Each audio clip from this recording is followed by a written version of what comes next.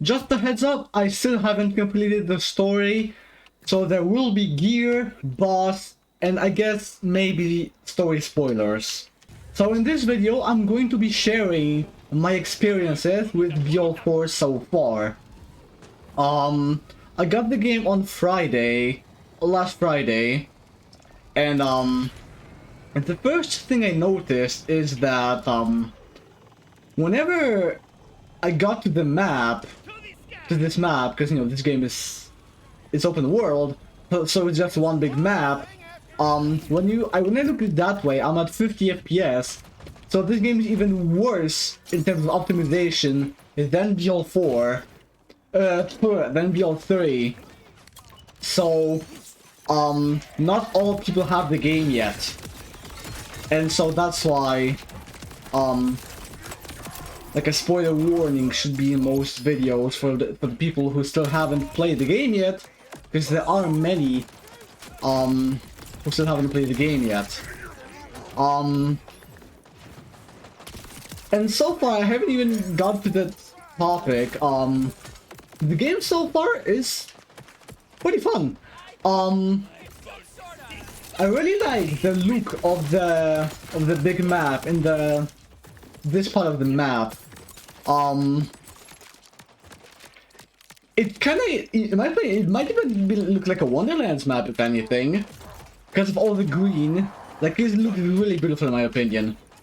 And another thing I noticed is the low drop rates.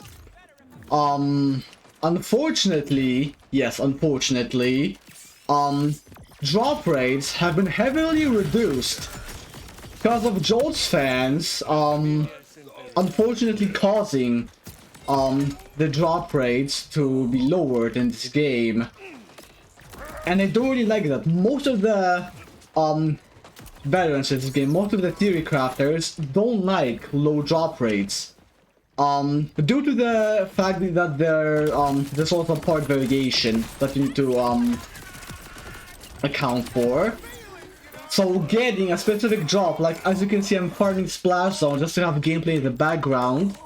I only got one legendary. That was lucky, but I swear on the first day I did like, I would say about 100 Splash Zone kills and only got like 4 legendaries. That's a legendary every 25 kills. And that's a really big issue. And I hope that in a patch someday, Gearbox will increase the drop rates. Because these are just way too low drop rates. Like, this kind of dog shit. I'm gonna show you my inventory, how it looks like. I like this shotgun. I got the sniper. I got the Forsaken Chaos.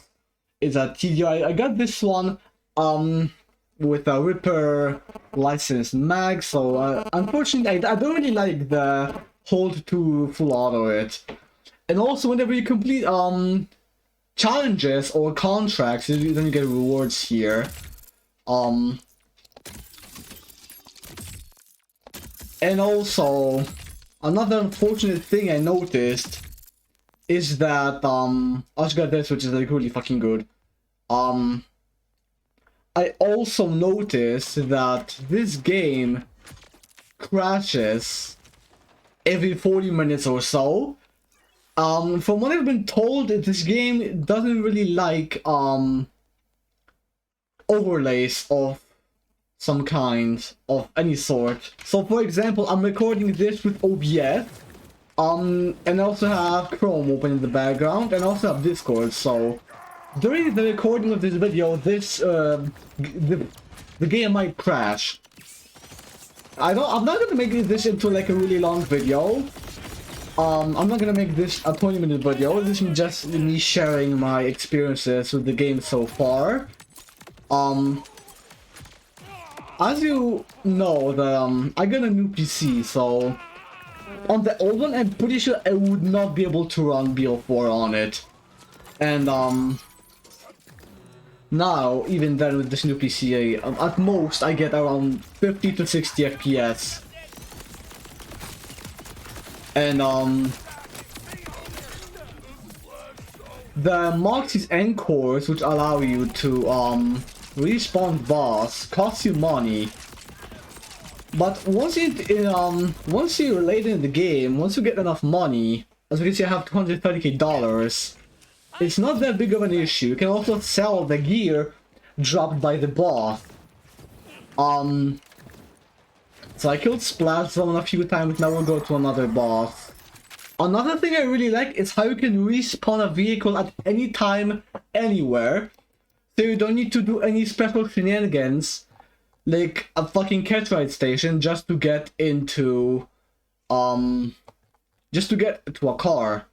At least the load times are fast. Whenever you load into the game, whenever you load into the menu after booting up the game, and after loading into the actual game, into the new character, then that doesn't even take a long time. I think I'm going the wrong way. I don't care.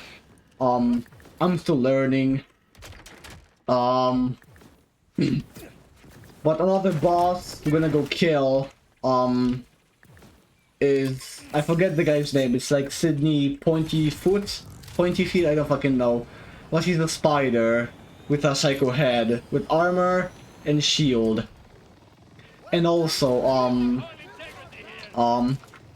I really also like these kind of crew challenge things, where, you can go, like, collectibles and activities of some sort. You can think of them as crew challenges, but they're always marked on the map. So you don't need to, like, go up close, as you did with BL3. In BL3 you had to go up close to have it appear on the map. In this game it's always marked on the map, and it's also very fun to do. You can also get some pretty cool rewards.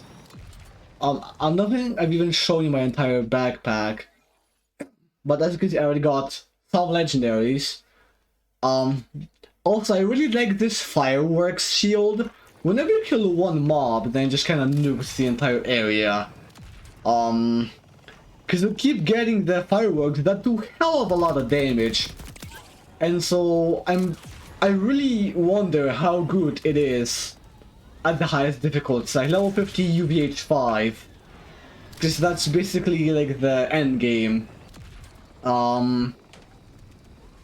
But I'm late to the end game because, you know, I got the game late because I got the game code from Nvidia because, you know, I bought, with the new PC, I bought an Nvidia GPU, and they were giving out Steam codes for BL4 when you bought their stuff.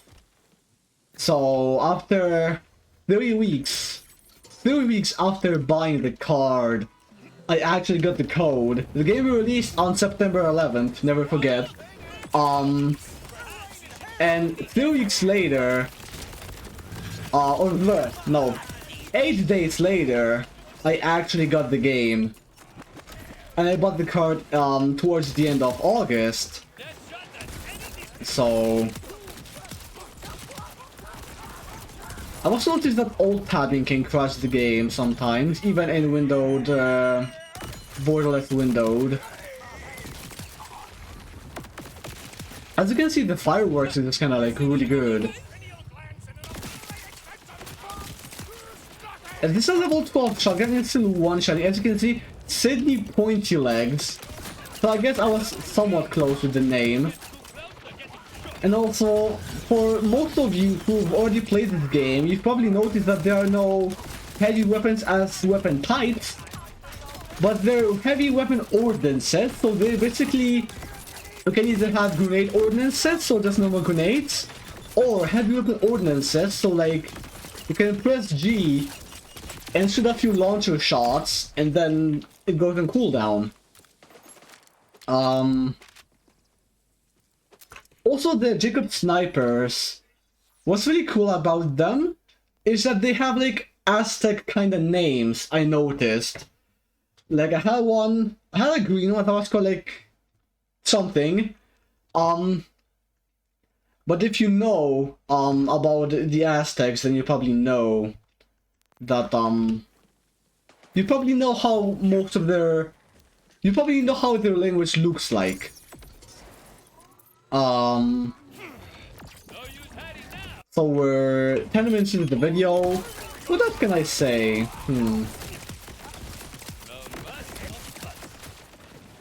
I don't really know what I can say.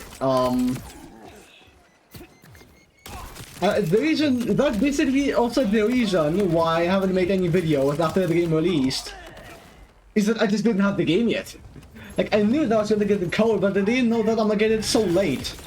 Because it was up to 3 weeks after purchasing the card, so I hit the threshold basically. So that's also a reason why I haven't posted any videos. And as of today, as of right now, it's September 23rd, 2:27 PM my time. And I'll be doing a stream on Twitch, where I'll be running through the game, and also just doing some random shenanigans. Maybe more having of Sydney. I don't know how many drops he has. I know that he drops the Disc Jockey, which is a legendary heavy weapon ordnance, and that's the first one I got.